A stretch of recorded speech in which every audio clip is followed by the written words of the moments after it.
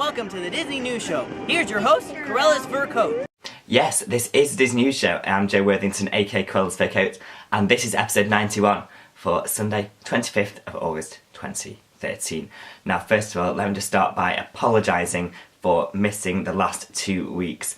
I have not making a Disney News Show for 3 weeks now, and I just kind of felt like I needed a bit of time away from YouTube. Just sometimes doing this, it does get a bit too much, and I just wanted a bit of time to kind of to stand back, just to think about what I want to do with the show, and I've just kind of stayed away from YouTube completely. So sorry if you've sent me messages, comments and stuff.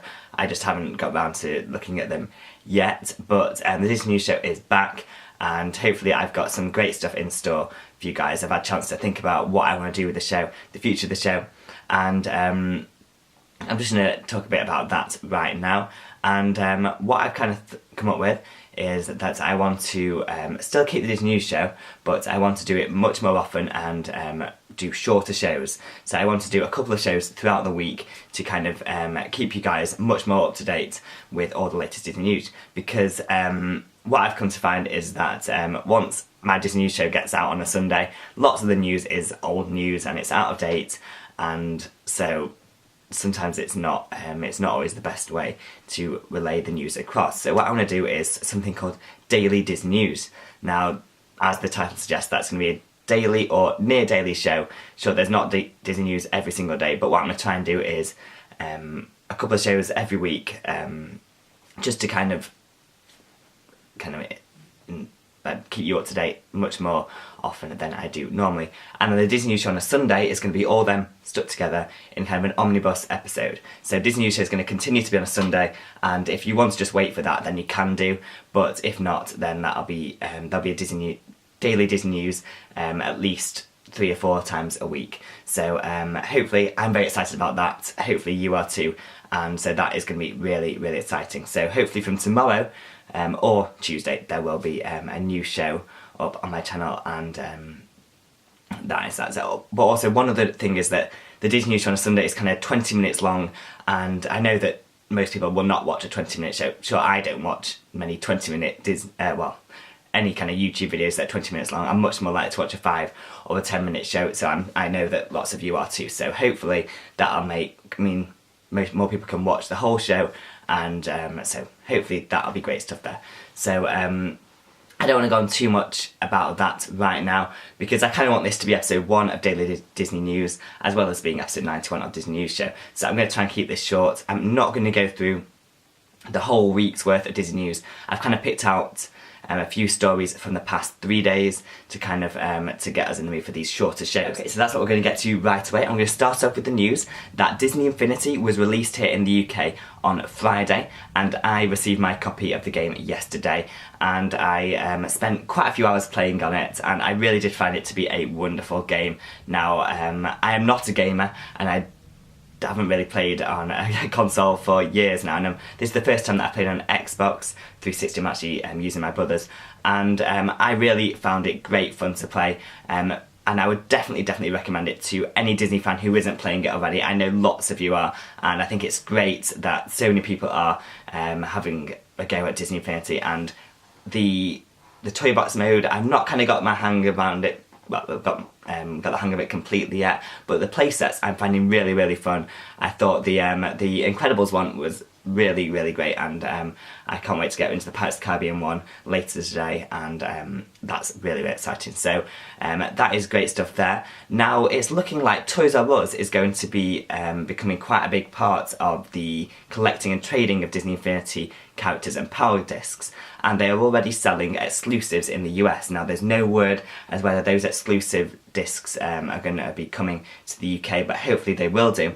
And there have also been details announced this week of a Disney Infinity trade event taking place at all Toys R Us stores across the US on Saturday 7th of September from 12 PM till 2 PM. So if you're in the US and you are playing Disney Infinity, then be sure to go along to one of these, because apparently there's going to be special like gift bags and all like kind of goodies and things at this trade event that you will not want to miss if you're an Infinity fan. And apparently they may be releasing also the second exclusive disc at this as well.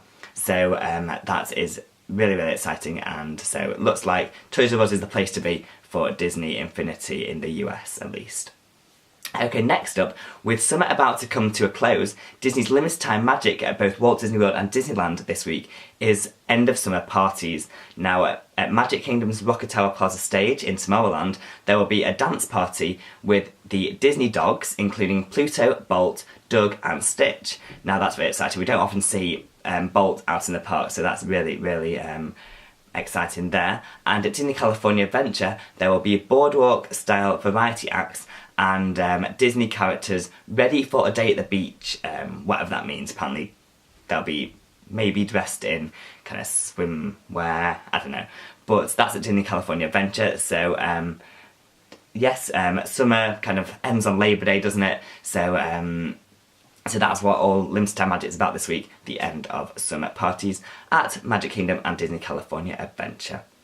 Next up, it's been announced this week that the next stop for the Treasures of Walt Disney Archives exhibit is to be the Museum of Science and Industry in Chicago from the 16th of October. Now that date is actually the 90th anniversary of the Walt Disney Company, and it's quite fitting actually that it's in Chicago, being the birthplace of Walt Disney. And this exhibit is to be it is hosted by D23, and it's going to feature many artefacts from Disney history, including drawings, props, costumes and artworks from Disney animation, live action, films, TV and park attractions. Now, from what I've seen of this exhibit in the past, I've never been to it, but from what I've heard and seen, it's a fantastic insight into the history of the company and showing so many artefacts that are never, or rarely seen anywhere else. So that's really exciting. And it's going to be running in Chicago through from the 16th of October to the 17th of February 2014. So if you're in the area, be sure to go and check that out. Next up, Pirates of the Caribbean 5 has been given its title this week of Dead Men Tell No Tales.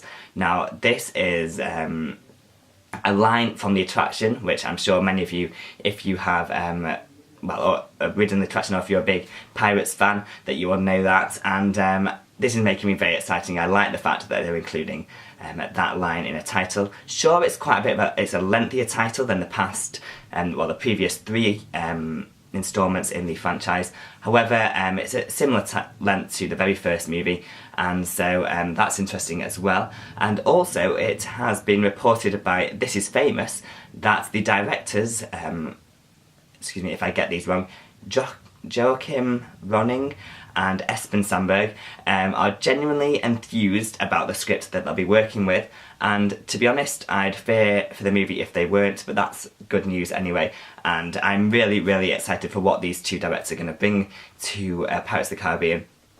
Very, very excited. I'd love to know what you think about that name. I think it's good. Please let me know what you think. Okay, next up, a few weeks ago saw the opening of a new kind of healthier snack kiosk at Disney Animal Kingdom, and it looks like a similar kiosk is coming to Magic Kingdom very soon. Now, Prince Eric's Village Market is soon to open just outside of Under the Sea Journey of Little Mermaid in New Fantasyland, and it's going to be offering snacks such as hummus, fruits, vegetables, juices and teas. So this looks all to do with the new kind of healthier approach kind of thing that Disney is bringing in. Great news. I think it's awesome that they're bringing in these new kind of healthier snacks to the parks, and just great stuff there. Animal Kingdom's got one, Magic Kingdom's going to have one soon. I'm sure Hollywood Studios and Epcot will be getting one very soon as well. Okay, next up, the next Disney Dream portrait by Annie Leibovitz was revealed this week and features Jennifer Hudson as Tiana. Now, this is the fourth in the series, and as with the others, Disney has released a behind-the-scenes video in which Jennifer talks about how this is kind of a full circle given that she started her career as a cast member on the Disney Wonder, and I think it's really interesting. And I love Jennifer Hudson, I think she's fantastic, and I think you should go and check out that video. Link is down below, and go and have a look at that.